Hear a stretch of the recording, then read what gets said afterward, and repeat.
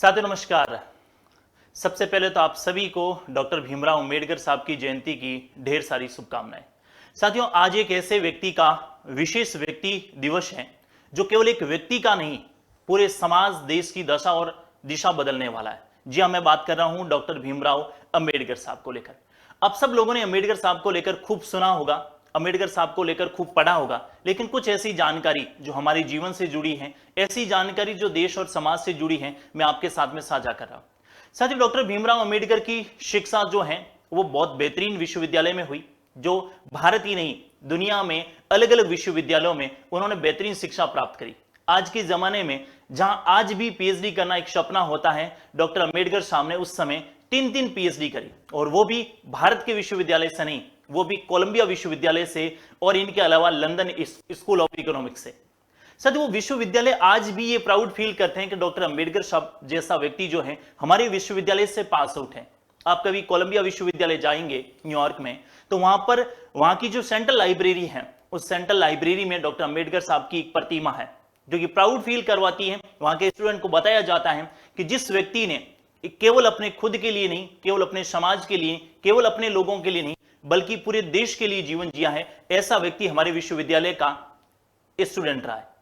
दूसरा, जब कभी आप लंदन स्कूल ऑफ इकोनॉमिक्स जाएंगे तो वहां पर जो है मेन गेट में एंट्रेंस करते ही एकमात्र प्रतिमा लगी हुई है, और वो हमारे बाबा भीमराव अंबेडकर साहब की लगी हुई है। तो इस बात से आप पता लगा सकते हैं कि केवल भारत में ही नहीं, भारत के बाहर भी अंबेडकर साहब का योगदान देश और दुनिया में किस प्रकार से था।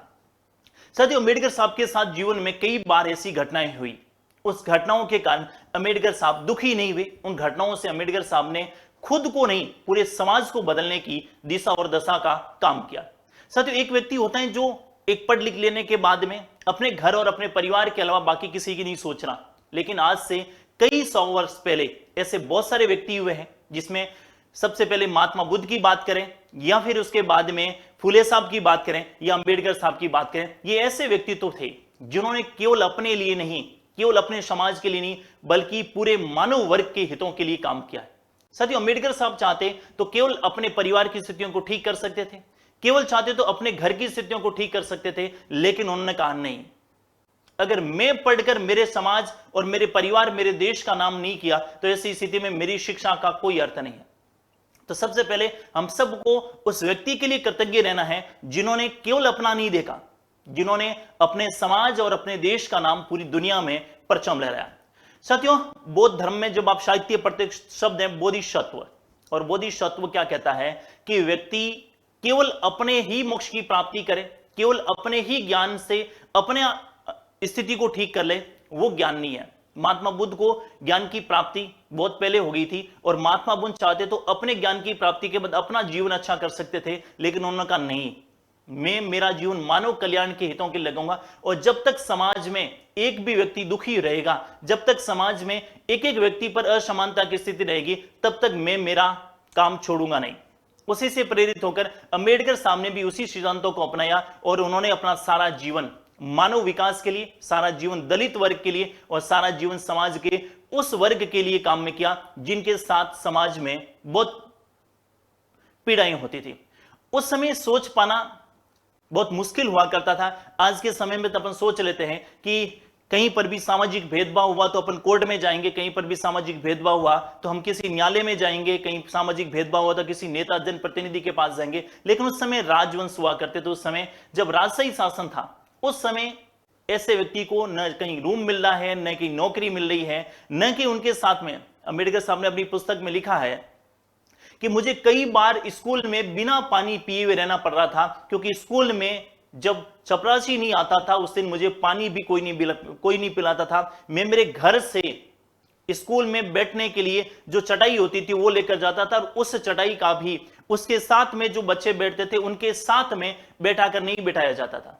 और स्कूल का नियम था कि जो भी बच्चा स्कूल में टॉप करेगा वो बच्चा जो है वो सबसे आगे जाकर बैठेगा, लेकिन अंबेडकर साहब को नहीं बिठाया गया। अब सोच के देखिए, अंबेडकर साहब ने लिखा है कि तालाब से अगर पशु पानी पी लेता था किसी को दिक्कत नहीं होती है, लेकिन अगर तालाब से दलित पानी पी लेता है तो उस तालाब को पवित्र करवाया जाता है। व्यक्ति अपनी घर की रसोई तक घर की रसोई तो कुत्ते को ले आता है, लेकिन दलित को घर के बाहर बिठाकर खाना खिलाया जाता है। ये जो सोच थी, उस सोच को बदलने में पूरा जीवन उन्होंने अपना समर्पित किया। जिस समान नागरिक संहिता की बात अपन आज कर रहे हैं, जिस यूसीसी की बात अपन आज कर रहे हैं, जिस महिला शिक्षा की बात अपन आज कर रहे हैं कि महिला जो है किसी भी समाज की जो उन्नति है वहां की महिलाओं की एजुकेशन से पता चलेगी। अम्बेडकर साहब और फूले साहब ने महिला शिक्षा के लिए अपना सारा जीवन समर्पित कर दिया। जिस समान नागरिक संहिता को आज सरकार लागू करने की बात कर रही है कि हम सत्ता में हैं और हम समान नागरिक संहिता लागू करेंगे, फिर भी सरकार को जोर आ रहा है। लेकिन अम्बेडकर साहब की सोच थी कि उन्होंने समान नागरिक संहिता को लागू करवाने के लिए खूब प्रयास किए। और नेहरू जी ने पहले आम चुनाव से पहले अम्बेडकर साहब से कहा था कि चुनाव के बाद में हम पूरे देश में समान नागरिक संहिता लागू करने का प्रयास करेंगे। लेकिन बाद में किसी कारण से नेहरू जी जब समान नागरिक संहिता को लागू नहीं करवा पाए तो उन्होंने 1 मिनट में देश के कानून मंत्री पद से इस्तीफा दे दिया। ये होता है त्याग। व्यक्ति आज वार्ड पंच का पद नहीं छोड़ रहा है, अम्बेडकर साहब ने देश के कानून मंत्री पद से इस्तीफा दे दिया कि वादा आपने किया है, अगर आप वादे पर पूरा नहीं उतर रहे हैं तो मुझे ऐसे कानून मंत्री रहने से कोई फायदा नहीं है। और अम्बेडकर साहब कहते हैं कि व्यक्ति का जीवन जो है वो लंबा होने की बजाय व्यक्ति का जीवन महान होना चाहिए।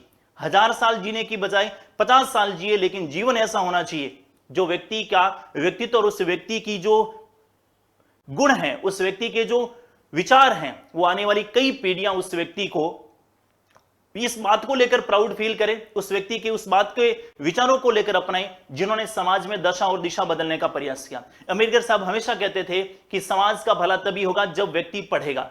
उन्होंने यह भी कहा था कि व्यक्ति जो है, शिक्षा शेरनी का वो दूध है जो पिएगा वो दाढ़ेगा। तो समाज में शिक्षा ही सब कुछ बदल सकती है, समाज में साक्षरता ही सब कुछ बदल सकती है। और उन्हीं विचारों से प्रेरित होकर अनुसूचित जाति, जनजाति वर्ग और समाज के जो शोषित और पीड़ित वंचित वर्ग थे, उनके कल्याण के लिए उन्होंने अनुसूचित जाति, जनजाति के रिजर्वेशन की व्यवस्था करवाई। उसी की बदौलत आज देश के टॉप विश्वविद्यालयों में हर वर्ग की जाति, मतलब हर वर्ग जाति और वंचित और शोषित वर्ग का व्यक्ति भी समाज के देश के उस विश्वविद्यालयों में कहीं ना कहीं अपनी शिक्षा को अर्जित करने के लिए, अपने जीवन को अच्छा करने के लिए प्रयास कर रहा है। ऐसे व्यक्ति को हमें 1000 बार प्रणाम करना चाहिए, ऐसे व्यक्ति के विचारों को अपनाना चाहिए और ऐसे व्यक्ति के जो विचार हैं वो समाज में दूसरे व्यक्ति तक पहुंचाएं।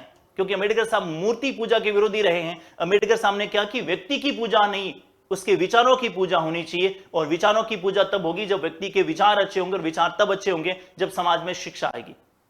तो आप सबसे निवेदन है कि अम्बेडकर साहब की इस जयंती पर अम्बेडकर साहब की अच्छी पुस्तकों का अध्ययन करें, उनके विचारों को एक दूसरे को बताएं और समाज में अधिक से अधिक शिक्षा को फैलाएं।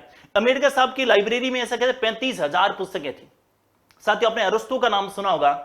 अरस्तु ने अपने जीवन काल में 3000 पुस्तकें लिखी। और अरस्तु जिसे दुनिया में बहुत सारे विषयों का जन्मदाता माना जाता है, और 3000 पुस्तकें मतलब ऐसा नहीं कि एक पुस्तक में कई पेज थे। 3000 पुस्तकों का मतलब किसी में 4 पेज थे, किसी में 2 पेज थे। अम्बेडकर साहब की लाइब्रेरी में 35,000 पुस्तकों का होना अपने आप में बहुत बड़ा विषय है। और अम्बेडकर साहब संविधान सभा में सबसे ज्यादा पढ़े लिखे व्यक्ति थे। उन्होंने 3 PhD, और आज भी मैं कह रहा हूं आजादी के 70-75 साल भी व्यक्ति आज भी उच्च शिक्षा में हमारा जो रेशियो है वो बहुत कम है। और उस समय 3-3 PhD करना, और साथ में संविधान सभा के सदस्यों में 389 मेंबर में सबसे पढ़े लिखे जो व्यक्ति थे वो डॉक्टर भीमराव अम्बेडकर थे। इसलिए कहा जाता है कि भारतीय संविधान का जनक और जननी अम्बेडकर है।